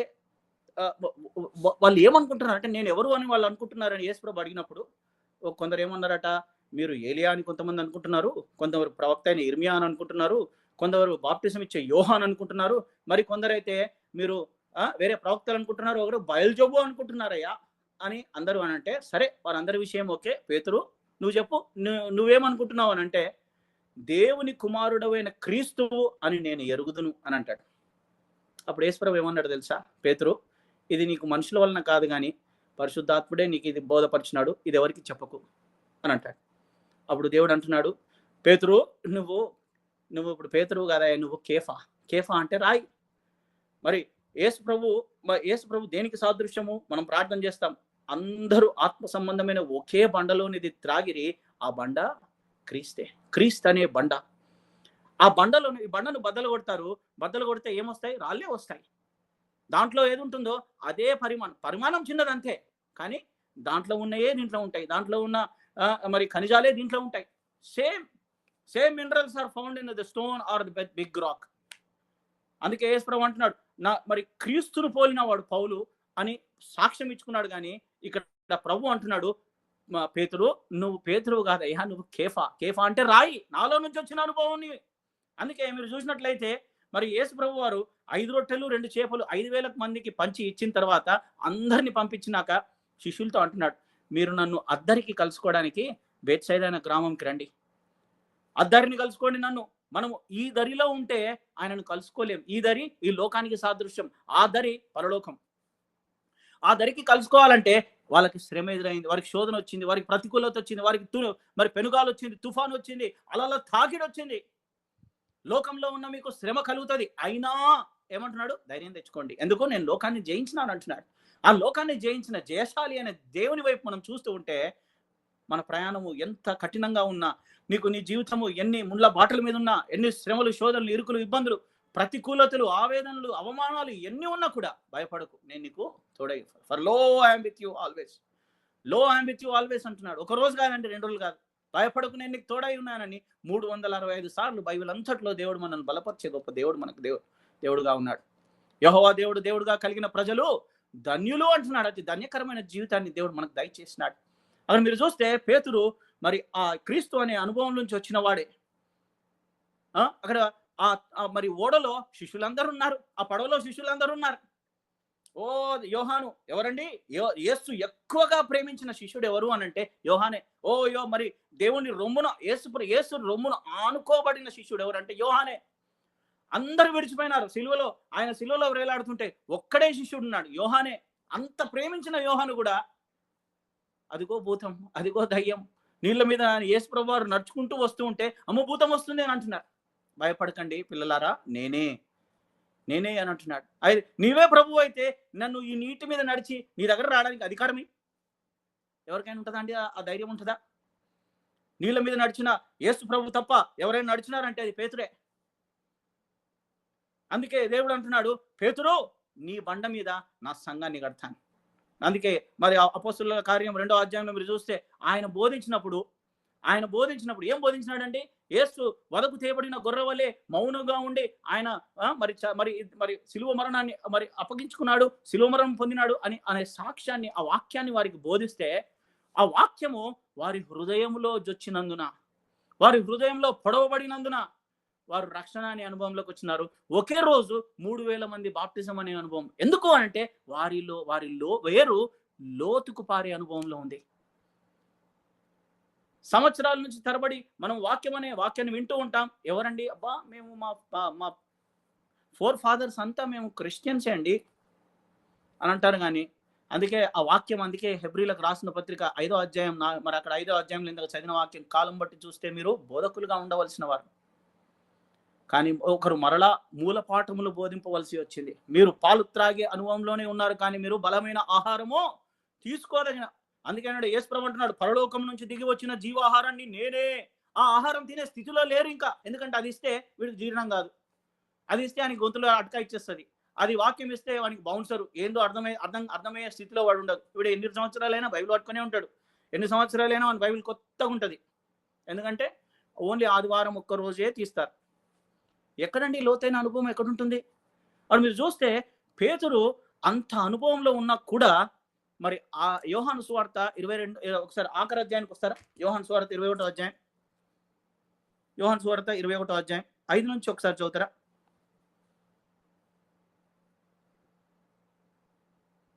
యేసు పిల్లలారా భోజనమునకు మీ వద్ద ఏమైనా ఉన్నదా? 3వ వాక్యం అమ్మ, క్షమించాలి. సీమోను పేతురు నేను చేపలు పట్టబోదునని వారితో అనగా వారు మేమును నీతో కూడా వచ్చేదమనేది. వారు వెళ్లి దోణి ఎక్కిరి గాని ఆ రాత్రి ఏమీ పట్టలేదు. సూర్యోదయ మగువచ్చుండగా యేసు ధర్ని నిల్చాను. అయితే ఆయన యేసు అని శిష్యులు గుర్తుపట్టలేదు. యేసు పిల్లలారా భోజనమునకు మీ వద్ద ఏమైనా ఉన్నదా అని వారిని అడుగగా లేదని వారు ఆయనతో చెప్పిరి. అప్పుడు ఆయన దోణి కుడి ప్రక్కను వలవేయుడి. మరి ఇంకో సువార్తలో, లూకా సువార్తలో మరి ఏమంటాడంటే నీ దోణెను కొంచెం లోతుకు నడిపియాలి, నీ దోణెను కొంచెం లోతుకు నడిపి. పేతురు ఎవరు? అసలు ఆయన వృత్తి ఏంటి? ఆయన పట్టేదే చేపలు. అది మీరు చూసినట్లయితే ఒక లోక సామెత ఉంది, హనుమంతుని ముందు కుప్పిగంతులు. మరి ఇప్పుడు పేతురు ఏమనాలి? అరే బాబు, పుట్టుక నుంచి నేను జాలర్ని, రాత్రంతా గాలిస్తే నిరాశ నిస్పృహ తప్ప నాకు ఏం మిగలలేదు, కనీసం ఒక పిట్ట పరిగె కూడా నేను పట్టుకోలేదు, ఒక పీతను కూడా పట్టలేని స్థితిలో, దయనీయమైన స్థితిలో నేను ఉన్నానయ్యా. రాత్రంతా గాలిస్తున్నాను, సముద్రం అంతా జల్లెడబట్టినాను, ఎక్కడికి వెళ్తే ఏ విధమైన చేప పడుతుందో నాకు తెలుసు, ఎంత లోతుకి వెళ్తే ఏ విధమైన మరి జీవరాశులు ఉంటాయో నాకు తెలుసు. నువ్వు నాకు నేర్పించేదేంటి? యేసు ప్రభు వారు వృత్తికి ఎవరమ్మా? యేసు ప్రభు వారు వృత్తికి ఎవరు చెప్తారా? కార్పెంటర్, వడ్లవాడు.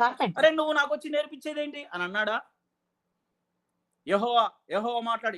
యెషయా గ్రంథం 1వ అధ్యాయంలో ఏమంటున్నాడు తెలుసా? యెహోవా మాట్లాడుచున్నాడు, ఆకాశం ఆలకించుము, భూమి చెవియొక్కుము.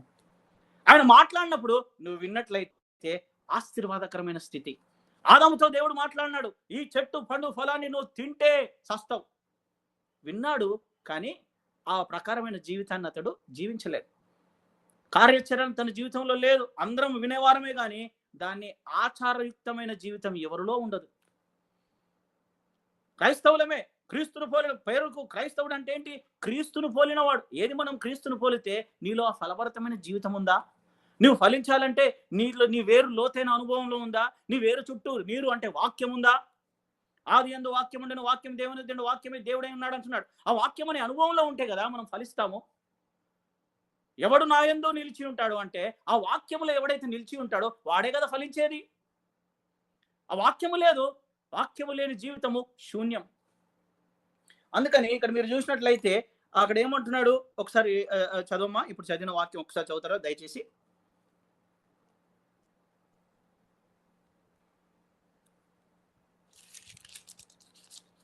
సీమోను పేతురు, నేను చేపల పట్టబోదునని వారితో అనగా వారు, మేమును నీతో కూడా వచ్చేదమనిది. వారు వెళ్లి దోణి ఎక్కిరి కానీ ఆ రాత్రి ఏమీ పట్టలేదు. సూర్యోదయం మగుచుండగా నిరాశ నిస్పృహలే ఉన్నాయి. ఇప్పుడు వారికి జీవనోపాధి అది. వారు చేపలు పడితే ఆ చేపలు పట్టిన చేపలు తింటారు, కొన్ని అమ్ముతారు. ఆ అమ్మగా వచ్చిన డబ్బుతో తన జీవితాన్ని కొనసాగించుకుంటారు. ఇంట్లో సరుకులు కొంటారు, లేకపోతే ఇంట్లో పిల్లలకు ట్యూషన్ ఫీజులు కడతారు. ఒకవేళ ఇల్లు అద్దెదైతే అద్దె కట్టుకుంటారు. ఏ విధమైన ఉపాధి లేకు రాత్రంతా గాలిస్తున్నావు. ఉదయం ఇంటికి వెళ్తే భార్య కొడుతుంది, భార్య తిడుతుంది, ఛీ ₹1 కూడా తీసుకురాలేదు, ఎందుకు వేస్ట్ నువ్వు అని అంటది. అంత నిరాశ నిస్పృహలో ఉన్న పేతురు ఎక్కడున్నాడంట? ఇంకా దరినే ఉన్నాడు. చదువుతారా కొంచెం అక్కడ దయచేసి? సూర్యోదయం మగుచుండగా యేసు దరిని నిల్చెను. ఎక్కడ? అయితే ఆయన యేసు అని శిష్యులు గుర్తుపట్టలేదు. అయితే ఆయన యేసు అని శిష్యులు గుర్తుపట్టలేదు. యేసు, పిల్లలారా, భోజనమునకు మీ యొద్ద ఏమైనా ఉన్నదా అని వారిని అడుగగా లేదని వారు ఆయనతో చెప్పిరి. అప్పుడు ఆయన దోణి కుడి ప్రక్కను వలవేయుడి మీకు దొరుకునని చెప్పెను గనుక వారు అలాగూ వేయగా చేపలు విస్తారంగా 153 గొప్ప చేపలు పట్టినారంట. వారు వేసిన వల పెగిలిపోయే స్థితి, అసలు వారు లాగలేనంత పరిస్థితి ఏర్పడింది. ఎంత ఆశీర్వాదం అండి! దేవుడు ఆదాము అవ్వను కూడా ఆశీర్వదించినాడు. ఆ ఆశీర్వాదం వారిలో నిలిచి ఉండాలంటే నీకు శ్రమైనా, నీకు శోధనైనా, నీకు ఇరుకైనా, నీకు ఇబ్బంది అయినా, నీకు అవమానమైనా, నీకు ఆటుపోట్లు ఎదురైనా నువ్వు ఎక్కడ ఉండాలి? ఇంకా ఏదైనా అనుభవంలోనే ఉండాలి. ఆదాము మరి ఏంటండి? పాపము చేసినాడు. అక్కడ మీరు చూస్తే రోమీలకు రాసిన పత్రిక 3:9 ఏమంటున్నాడు? నీతిమంతుడు లేడు, ఒక్కడు లేడు. అందరూ పాపం చేసి దేవుడు అనుగ్రహించే మహిమను పొందలేకపోతున్నారని 23వ వాక్యంలో చెప్తున్నాడు, రోమా 3:23. కానీ మరి అక్కడ ఆదాము పాపం చేసినాడు. పాపం ద్వారా వచ్చిన జీతం మరణమే. కానీ ఆ మరణం నుంచి తప్పించబడాలంటే, ఆ కృపామయుడైన దేవుని కృపను నువ్వు పొందుకోవాలంటే నువ్వు ఎక్కడుండాలి? సహవాసంలో ఉండాలి, నువ్వు సంఘంలో ఉండాలి, ఆయన వాక్యం అనే అనుభవంలో ఉండాలి. ఆదాము ఎక్కడున్నాడు? పాపం చేసినాడు. తను దిగంబరి అయి ఉండుట గ్రహించి ఇప్పుడు ఎక్కడున్నాడు? చెట్ల చాటున ఉన్నాడు. ఆ చెట్టు ఎక్కడుంది? ఏదేను అనుభవంలోనే ఉందిగా, సంఘంలోనే ఉందిగా, సహవాసంలోనే ఉందిగా. దేవుడు ప్రతి చెల్లపూట అదే సహవాసానికి వస్తున్నాడుగా. అక్కడే ఉన్నాడు గనక దేవుని కృపను పొందుకున్నాడు. ఆయన స్వహస్తాలతో దేవుడు చేసిన కచ్చడములతో చేయబడిన మరి ధరించుకున్నాడు. అట్టి కృపను నేను పొందుకోవాలంటే ఆ లోతైన అనుభవంలో మనం ఉండాలి. ఆ అనుభవం ఏంటి? వాక్యం అనే అనుభవంలోనే ఉంటే మనం ఆశీర్వదింపబడతాం, మనం దీవించబడతాం, మేలుతో తృప్తిపరచబడతాం. అని మీరు చూస్తే ఆది కాండం 12వ అధ్యాయం 1వ వాక్యం ఒకసారి చదువుతారా? మరి దేవుడు అబ్రహాంతో మాట్లాడుతున్నాడు, నీవు లేచి నీ తండ్రి ఇంటి నుంచి, నీ స్వజనం నుంచి, నీ దేశం నుంచి. ఒకసారి చదువుతారమ్మా 12:1. యెహోవా, నీవు లేచి నీ దేశము నుండి, నీ బంధువుల యొద్ద నుండి, నీ తండ్రి ఇంటి నుండి బయలుదేరి నేను నీకు చూపించు దేశమునకు వెళ్ళుము. నిన్ను గొప్ప జనముగా చేసి నిన్ను ఆశీర్వదించి నీ నామమును గొప్ప చేయుదును. నీవు ఆశీర్వాదంగా నుండువు. చాలమ్మా. దేవుడు ఏమంటున్నాడు? I will bless you. కానీ నువ్వు బ్లెస్ చేయబడాలంటే నువ్వేం చేయాలంట?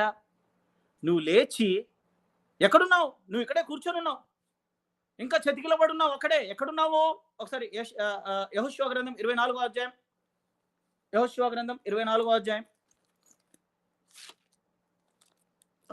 6వ వాక్యం నుంచి చదువుతారా?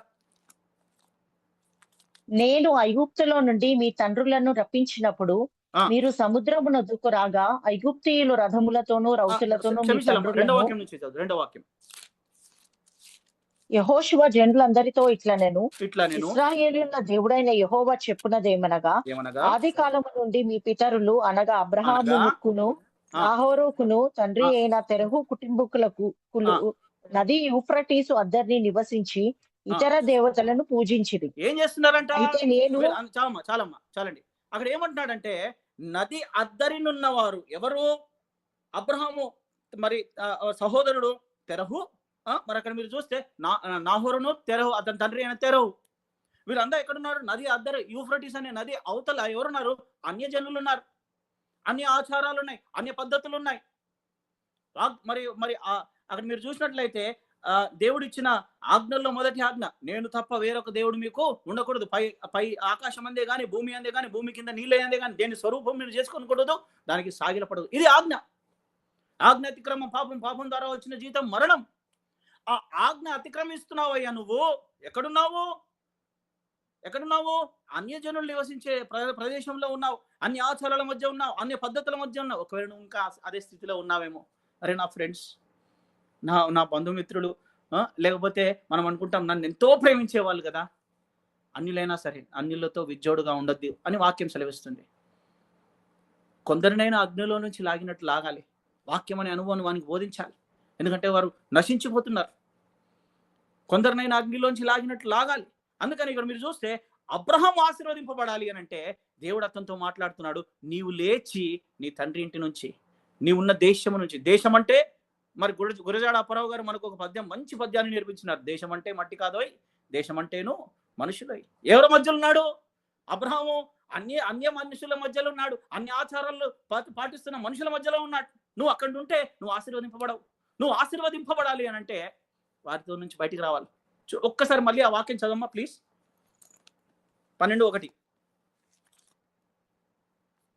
యెహోవా నీవు లేచి నీ దేశం నుండి, నీ బంధువుల యుద్ధ నుండి, నీ తండ్రి ఇంటి నుండి బయలుదేరి నేను నీకు చూపించు దేశమునకు వెళ్ళుము. నిన్ను గొప్ప జనముగా చేసి నిన్ను ఆశీర్వదించి నీ నామమును గొప్ప చేయుదును. నీవు ఆశీర్వాదంగా ఉందువు. చాలండి. ఇది మనకు తెలుసు కదా. 13వ అధ్యాయము, 14వ అధ్యాయము, 15వ అధ్యాయం. 15వ అధ్యాయం 1వ వాక్యం నేను చదువుతాను. అక్కడ ఏమంటున్నాడంటే, ఇవి జరిగిన తర్వాత యెహోవా వాక్కు అబ్రహామునకు దర్శనమందు వచ్చి, అబ్రహామా భయపడకు, నేను నీకు కేడెం, నీకు బహుమానమును అత్యధికమవునని చెప్పాను. నీకు బహుమానం ఏమవుతుందంట? అత్యధికమవుతుంది. Your gift will be 4-fold, అంటే బ్లెస్ అయిపోతుంది, డబల్ అయిపోతుంది. దేవుడు ఎప్పుడు దర్శించినాడంటే ఇవి అయిన తర్వాత. ఏవైనా తెలుసా? దేవుడు 12వ అధ్యాయంలో ఏం చెప్తున్నాడు? నీవు లేచి నీ తండ్రి ఇంటి నుంచి, నీ దేశం నుంచి, నీ స్వజనుల నుంచి, నీ బంధువుల నుంచి, నీ మిత్రులు, వారందరి నుంచి నువ్వు సపరేట్ అయితేనే కానీ. ఎందుకంటే వాళ్ళు ఇంకా అన్య ఆచారాల మధ్యలో ఉన్నారు, అన్య పద్ధతుల మధ్యలో ఉన్నారు. నువ్వు ఇంకా అదే ఆచారాలతో నువ్వు ముడిపడి వారితో మరి ఇది చేసుకుంటున్నావా? అక్కడ గొప్ప ప్రవక్త ఒకడున్నాడు, బిలాం అనే ప్రవక్త, గొప్ప ప్రవక్త. యేసు ప్రభుని గురించి మరి ముందే చెప్తున్నాడు. నేను ఆయన దూరం ఉన్నట్టు చూస్తున్నాను కానీ ఆయన సమీపంగా లేడు. నక్షత్రము యాకోబులో ఉదయిస్తుంది అని ఆయన సాక్ష్యం ఇచ్చినాడు. ఆయన ప్రవచనం ఎత్తి మాట్లాడుతున్నాడు. అంత గొప్ప ప్రవక్త బిలాం అనే ప్రవక్త. ఆయన మరొక ఒక శత్రు రాజు వచ్చినాడు. మరి ఇశ్రాయేలు మీదకి దండెత్తి ఇశ్రాయేల్ని ఓడిద్దాం అనుకుంటే, మరి అక్కడ మీరు చూస్తే ఆ రాజు దగ్గర ఉన్న సైనికుడు అంటున్నాడు, అయ్యా ఇశ్రాయేలులో ఒక గొప్ప ప్రవక్త ఉన్నాడయ్యా, ఆ ప్రవక్త ఉన్నంత కాలం మీరు అతన్ని ఇశ్రాయేలును అస్సలు ఓడించలేరు, అది అసాధ్యం అది అని అంటే, సరే ఆ ప్రవక్తకి లంచం ఇచ్చి మన పక్షాన్ని వచ్చి, ఎందుకంటే ఈ బిలాం అనే ప్రవక్త ఏం చేస్తుంటాడు? సోది చెప్తుంటాడు అనమాట. ఆయన మా దగ్గరకు వచ్చి మరి ఇశ్రాయేలీయులను శపించమని చెప్పు అని డబ్బు ఇవ్వడానికి వెళ్తే, ఈ ప్రవక్త దేవుని సన్నిధిలో ఉన్నవాడే, దేవునితో సహవాసంలో ఉన్నవాడే, దేవునిలో ఉండి ఆయనను ధ్యానించే అనుభవంలో ఉన్నప్పుడు మరి వీడొచ్చి, అయ్యా మా రాజుగారు మిమ్మల్ని పిలుస్తున్నారు, మా పక్షాన్ని వచ్చి ఇశ్రాయేలుని శపించమని డబ్బులు పంపించినారు, మీకు ఇదిగో డబ్బు అది పంపిస్తే దేవుణ్ణి అడుగుతున్నాడు. అడిగి, అయ్యా మరి డబ్బులు పంపించినారయ్యా, నీ ప్రజల్ని శపించమంటున్నాడు, ఏం చేయమంటారు అని దేవుణ్ణి అడిగినప్పుడు దేవుడు అంటున్నాడు, లేదు, నో, పంపించేసినాడు. వాడు ఫస్ట్ టైం వచ్చినప్పుడు ఎంతైతే డబ్బు తీసుకొచ్చినాడో సెకండ్ టైం కూడా మళ్ళీ వచ్చినాడు. Double remuneration. First time 10 lakhs ETC అయితే నెక్స్ట్ టైం 20 lakhs చేసేసినాడు దాన్ని. నెక్స్ట్ టైం వచ్చినప్పుడు మళ్ళీ దేవుడిని అడుగుతున్నాడు. వీడు ఏమంటున్నాడు? అయ్యా నీ ప్రజల్ని శపించమంటున్నాడు. దేవుడు ఏమంటున్నాడు? ఇశ్రాయేలును ముట్టువాడు నా కనుగుడ్డు ముట్టు సమానం అంటున్నాడు. కనుగుడ్డు అని యేసు ప్రభు వారు చెప్తూ ఉంటే వీడు అంటున్నాడు, నీ కనుగుడ్లో నేను వేలు పెట్టాలనా, ఆ ఏళ్ళని ఆ కంటిగుడ్డిని నేను చిదిపేయాలనా అని దేవుణ్ణి మాట్లాడుతున్నాడు. అయితే దేవుడు రెండోసారి అడిగినప్పుడు రెండో మారు కూడా లేదు అని అన్నాడు. మూడో మారి ఇంకా డబ్బులు తీసుకొచ్చేస్తే వీడికి ఇంట్లో ఏదో అవసరం ఉంది, ఇంట్లో ఏదో అప్పు చేసినాడు, ఇంట్లో ఏదో పెండ్లు ఉంది, లేకపోతే ఇంట్లో ఏదో కార్యం ఉంది, ఆ డబ్బు వీడికి అతిగా అవసరం ఉంది. ఏమైంది? ఆ డబ్బుకు మరి లోన్ అయిపోయి ఇప్పుడు దేవుడిని అడగలే పర్మిషన్. దేవుడిని అడిగితే దేవుడు ఏమన్నాడు? సరే నీ ఇష్టం పో అని అంటే మరి ఏంది? గార్ధం ఎక్కి వెళ్తూ ఉంటే గాడిద మాట్లాడుతుంది ఆయనతో. దూసిన కత్తి మరి తీసుకొని నిలబడ్డ ఒక దేవదూత అతనికి అడ్డుగా నిలబడ్డది. మరి ఇదంతా ఎందుకు చెప్తున్నానంటే మరి వాక్యం అనే అనుభవంలో ఉన్నవాడే ప్రవక్త అంటే దేవుని వాక్యాన్ని ఉన్నట్టుగా బోధించిన అనుభవంలో ఉన్నవాడే, కానీ పడిపోయినాడు. ఎందుకంటే తన వేరు లోతైన అనుభవంలో లేదు. కీర్తనకారుడు అంటున్నాడు 119వ కీర్తన అక్కడ 67వ వాక్యము 71వ వాక్యం మీరు చూస్తే, శ్రమ కలగక ముందు నేను త్రోవ విడిచిపోయినాను, ఇప్పుడు నీ వాక్యమును అనుసరించి నేను నడుచుకుంటున్నాను. శ్రమ కలిగి ఉండుట నాకు మేలే. ఎందుకు అని అంటే ఒకప్పుడు వాక్యం అనే అనుభవంలో లేడు కనుక పాపం చేస్తున్నాడు. నీ వాక్యము నా పాదముకు దీపము, నా త్రోవకు వెలుగైందయ్యా అంటున్నాడు. ఎప్పుడైతే నువ్వు వాక్యం అనే అనుభవంలో ఉంటావో ఆ వాక్యము నీకేం చేస్తుందంట? నీ పాదములకు దీపములాగుండి కరెక్ట్ దారిలో నిన్ను నడిపిస్తుంది. ఓ ఇది తప్పు, ఇది మేలు, ఇది కరెక్ట్, ఇది రాంగ్ అని మనల్ని ఆ సరైన దారిలో మనల్ని నడిపిస్తుంది.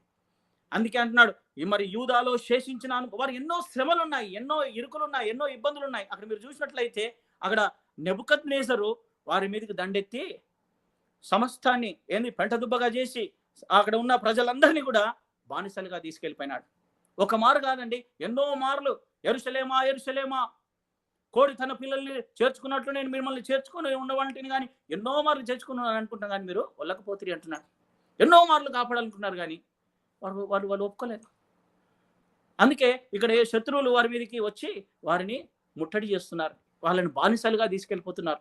దానిలో శేషించిన యూదాలో శేషించిన వారు కిందికి వేరు తన్నారంటే ఏంటంట? కిందికి వేరు తన్ని పైకి ఎదిగి ఫలిస్తున్నారు. మరి నువ్వు పైకి ఎదిగి అందరికి పైపైన ఆశీర్వాదాలు కావాలి. అబ్బా ఎంత ఆశీర్వదింపబడ్డాడండి, అబ్బాబాబా ఎవరు చూడండి, మొన్నటి వరకు ఏం లేడండి, ఇప్పుడు చూడండి. ఆ కిందికి తన్నే అనుభవము ఉంటే శ్రమ అయినా, శోధన అయినా, ఇరుకైనా, ఇబ్బంది అయినా, అక్కడ మీరు చూస్తే ఫిలిప్పీయులకు రాసిన పత్రిక 3వ అధ్యాయం ఆఖరిగమ్మ బ్రదర్ ఎంత సమయం ఉంది ఇంకా? యాక్చువల్గా 5 to 6 బ్రదర్, నో ప్రాబ్లం. క్షమించాలి, నన్ను క్షమించాలి. అయితే 5 to 6 నేను సమయము ఒక 5 నిమిషాల్లో ముగించేస్తాను బ్రదర్. ఫిలిప్పీయులకు రాసిన పత్రిక 3వ అధ్యాయము, ఫిలిప్పీయులకు రాసిన పత్రిక 3వ అధ్యాయం 12 నుంచి చదవమ్మా. ఇదివరకే నేను గెలిచితినని అయినను, ఇదివరకే సంపూర్ణ సిద్ధి పొందితినని అయినను నేను అనుకొనుట లేదు గాని, నేను దేని నిమిత్తము క్రీస్తు యేసు చేత పట్టబడితినో దానిని పట్టుకున్న వాళ్ళని పరిగెత్తుచున్నాను. సహోదరులారా, నేను ఇదివరకే పట్టుకొని ఉన్నానని తలంచుకొనను. అయితే ఒకటి చేయుచున్నాను, వెనుక ఉన్నది మరిచి ముందున్న వాటి కొరకై వేగిరపడుచు ఏమంటున్నాడు? నేను ఇదివరకే గెలిచి అయినని ఎవరు చెప్తున్నారు తెలుసా? నేను క్రీస్తును పోలి ఉన్న ప్రకారం మీరు నన్ను పోలి, అంటే పరమక్రీస్తుకు సాదృశ్యమై ఉన్న పౌలు అంటున్నాడు నేను గెలిచి తినని. ఆయన ఏంటి తెలుసా? పరిచారకుడు, సేవకుడు, వాక్యోపదేశకుడు, సంఘ స్థాపకుడు. ఆయన ఎన్ని పనులు చేసినాడండి. ఆయన చెరసాల్లో ఉండి కూడా సంఘాలను బలపరుస్తున్నాడు, చెరసాల్లో ఉండి సంఘాలను స్థాపించినాడు, చెరసాల్లో ఉండి ఆత్మలను రక్షిస్తున్నాడు. ఒనేసిమో అనే దొంగ చెరసాల్లో ఉంటే మరి అక్కడ ఫిలేమోను అనే ఇంట్లో దొంగతనం చేసి ఆ దొంగతనాన్ని మరి రుజువు చేయబడిన కారణాన్ని వాడు జైల్లో ఉంటే మరి అక్కడ ఒనేసిమో అనేవాడిని ఇప్పుడు రక్షించినాడండి. అక్కడ పౌలు శిల ఎక్కడున్నారు? చెరసాల్లో ఉన్నారు. అక్కడ పుతోన అనే దయ్యం పట్టింది ఒక ఆమెకి. ఆమె సోద చెప్తుంది. ఆమె దయ్యం వదిలించినందుకు నా లాభ సాధనం తీసేసిండని వాడు కంప్లైంట్ పెడితే ఆయనను మరి సైనికులు ఏం చేస్తున్నారు? కొట్టి చెరసాల్లో పెట్టి బొండలు బిగించి కొరడాలతో కొట్టినారు. ఇప్పుడు అక్కడ స్తుతిస్తూ ఉంటే చెరసాల్లో ఎవరు ఉంటారండి? ఖైదులు తప్ప ఎవరైనా ఉంటారా? IPS IAS ఆఫీసర్లు ఉంటారు అక్కడ? ఖైదీలు ఉంటారు, మానభంగాలు చేసిన వాళ్ళు, దొంగతనాలు, నరహత్యలు చేసిన వాళ్ళు ఉంటారు. వారి మధ్యలో ఉండి వారికి ఏందండి మాదిరికరమైన జీవితాన్ని జీవించినాడు. వారందరూ కూడా మరి ఏంది చెరసాల పునాదులు వణికిపోయినాయి, మరి చెరసాలలు తెగిపోయినాయి, అక్కడ మరి జైలు గేట్లు అన్ని ఇరిగిపోయినాయి. అక్కడ చెరసాల నాయకుడు వచ్చి అయ్యో అందరు వెళ్ళిపోయినారేమో, చెరసాల మరి మొత్తం అన్ని గేట్లు తెరవబడ్డాయి, వెళ్ళిపోయినారేమో అనుకొని తను తాను కత్తి దూసి చావబోతుంటే, సహోదరుడా తొందరపడకు, మేమందరము ఇక్కడే ఉన్నాం, మేము అందరం ఇక్కడే ఉన్నాం అంటున్నాడు అండి పౌలు. మేము అంటే దొంగలు కూడా. అంటే పౌలు ఎక్కడుంటే అక్కడ రక్షణ, ఎక్కడుంటే అక్కడ మార్మన్సు. లోతైన అనుభవంలో ఉన్న వాడి జీవితము వాడు ఫలించడమే కాదు కానీ ఇతరులకు అందుకే మీరు చూసినట్లయితే మన అక్కడ యోసేపు అన్నలందరూ కూడా ఆయన చంపాద్దామని మరి అక్కడ గొయ్యిలో పడేసినారు, బానిసగా అమ్మబడ్డాడు. మరి అక్కడ పొతిపరింట్లో శ్రమ అనుభవించినాడు, నిందలు అనుభవించినాడు, చెరసాల్లో వెళ్ళినాడు. ఎక్కడున్నా భయపడకు, నేను నీకు తోడై ఉన్నాను, దేవుడు అతనికి తోడుగా ఉన్నాడు. భయపడలేదు. ఎందుకంటే ఒంటరి అయిన వాడు, మీలో ఒంటరి అయిన వాడు 1000 మందకు నన్న వాగ్దానం మన దేవుడు మనకి ఇచ్చినాడు. ఎన్ని శ్రమలు వచ్చిన శ్రమలో నేను అతనికి తోడై ఉంటాను, అతను విడిపించి అతను గొప్ప చేస్తాను. 91 కీర్తనలు దేవుడు మనకి ఇచ్చిన వాగ్దానం అది. మరి ఆ కీర్తనను బట్టి మరి యోసేపు మరి ఆ శ్రమలో కూడా దేవుడు నాకు తోడుగా ఉన్నాడు, యెహోవా నా కుడి పార్శ్వమున ఉన్నాడు కనుక నేను కదల్చబడనని కీర్తనకారుడు చెప్పినట్లు మరి అక్కడ ఆశీర్వాదకరంగా మార్చబడమే కాదు కానీ ఇతరులకు ఆశీర్వాదకరంగా మార్చబడ్డాడు యోసేపు. ఆ కఠినమైన మరి కరువులో ఎక్కడైతే ఆహారం లేదో తన తండ్రి ఇల్లు, ఎక్కడుందండి, ఎక్కడుంది తండ్రి ఇల్లు? అక్కడ మీరు చూస్తే కనాను దేశంలో ఉన్నాడు తండ్రి. అక్కడ ఆశీర్వాదకరమైన స్థితిలోనే ఉన్నాడు, పాలు తేనెలు ప్రవహించే స్థితిలోనే ఉన్నాడు. కానీ అక్కడ కరువు వచ్చింది, కరువు వచ్చేసింది, అక్కడ ఆహారం లేదు. ఇప్పుడు ఎక్కడుంది కరువు, ఎక్కడుంది ఆహారము? యోసేపు ఎక్కడుంటే అక్కడ ఆహారం. యోసేపు ఎవరు? ఫలించు కొమ్మ అంటున్నాడు, ఫలించే అనుభవం. నువ్వు నేను ఫలించాలి, నువ్వు నేను యోసేపు వలె మారితేనే కానీ మనము ఫలించాలి ఇతరులకు. అంటే క్రీస్తును పోలిన క్రైస్తవుడు వాడు ఫలిస్తాడు, ఇతరులకు ఫలభరితమైన జీవితంగా మారబడతాడు. సమయం లేదు, చాలా మరి ఇంకా చెప్పాలంటే చాలా వాక్యం ఉంది. సరే, మరి దేవుడు మాకు ఇచ్చిన ఈ సమయానికై మరి ఈ తరుణానికై మరి దేవునికి వందనాలు చెప్పుకుంటున్నాను. నాకు ఈ సమయం ఇచ్చిన మరి సహోదరునికి మీకు వందనాలయ్యా. మరి మరి ఆధ్యాత్మికమైన జీవితంలో మరి ఫలవర్తంగా మనం మారితేనే కానీ మరి ఫలించాలి అని అంటే మనము లోతైన అనుభవంలో నాటబడాలి. మరి నీ దోణెను కొంచెం లోతునకు నడిపించు అన్నాడు. ఎప్పుడైతే ఆ లోతైన అనుభవానికి పేతురు వెళ్ళినాడో 153 గొప్ప చేపలు దేనికి సాదృశ్యం అని మీరు చూస్తే హబక్కూకు గ్రంథం 1వ అధ్యాయంలో అక్కడ ఏమంటున్నాడు, మీరు ఏలికలేని మానవులను ఏలికలేని చేపలతోనూ పాకు పురుగులతోనూ మానవులను మరి సమానులుగా చేసినాడు అంటున్నాడు. పాకు పురుగులతోని ఏలికలేని చేపలతో నరులను సమానులుగా చేసినాడని హబక్కూకు గ్రంథం 1వ అధ్యాయంలో మాట్లాడుతున్నాడు. మరి అట్టి 153 గొప్ప చేపల్ని పట్టుకున్నాడంటే విశ్వాసులను సంపాదించే స్థితిలోనికి మనం రావాలి. వాక్యం వింటున్నాం కానీ ఆ వాక్యం ఇతరులకు బోధించే స్థితిలో మనం లేము. వాక్యం వింటేనే రక్షణ, వాక్యం వింటేనే మారు మనసు. మరి అట్టి స్థితిలో ప్రతి ఒక్కరు కూడా బలమైన సాధనాలుగా, బూరలుగా, ప్రీతికరమైన పాత్రలుగా రాబో కాలంలో దేవుడు వీరందరినీ కూడా ఆన్లైన్లో వీక్షించే ప్రతి ఒక్కరిని కూడా దేవుడు బలమైన సాధనాలుగా వాడబడట కృప దయచేయును గాక. Praise the lord.